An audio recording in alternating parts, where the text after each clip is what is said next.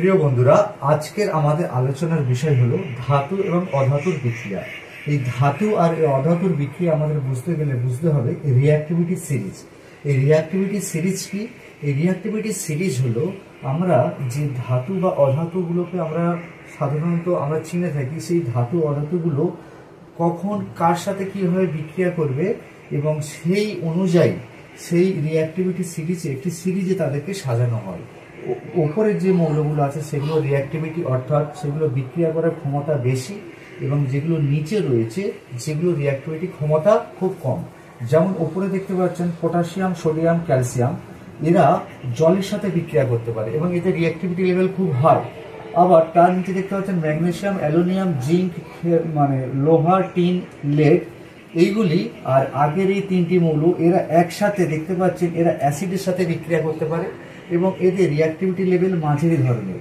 এবং তারও নিচে রয়েছে দেখতে পাচ্ছেন কপার, সিলভার, গোল্ড, প্লাটিনাম এবং ওপরের এই সমস্ত মৌলগুলো এদের একসাথে সবাই কিন্তু এরা বাতাস বা অক্সিজেনের সাথে এরা বিক্রিয়া করতে পারে।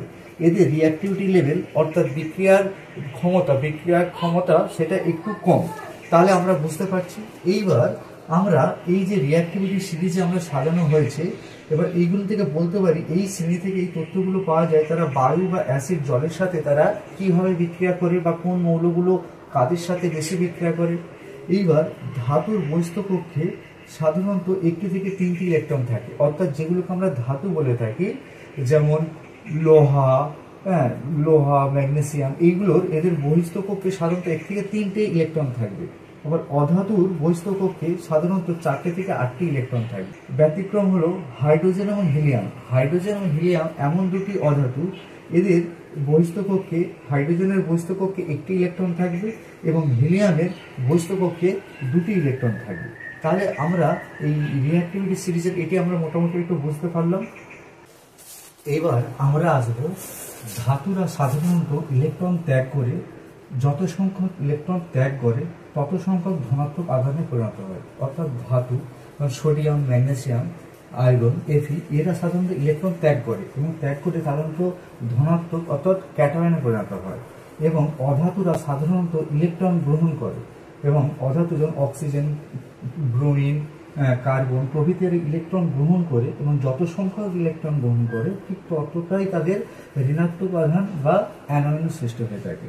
এবং যখন ধাতুরা তাদের যোজ্যতা কক্ষে 1টি, 2টি বা 3টি ইলেকট্রন ত্যাগ করে কোনো অধাতুকে, যাদের ইলেকট্রন গ্রহণের ক্ষমতা আছে, একে ইলেকট্রোভ্যালেন্সি বলে। অর্থাৎ ধাতুরা যেমন অধাতুকে ইলেকট্রন ত্যাগ করে এবং অধাতুদের যে এই ইলেকট্রন গ্রহণের যে ক্ষমতা রয়েছে, এই ক্ষমতার একটি নাম আছে, এটিকে বলা হয় ইলেকট্রোভ্যালেন্সি বলা হয় তাকে।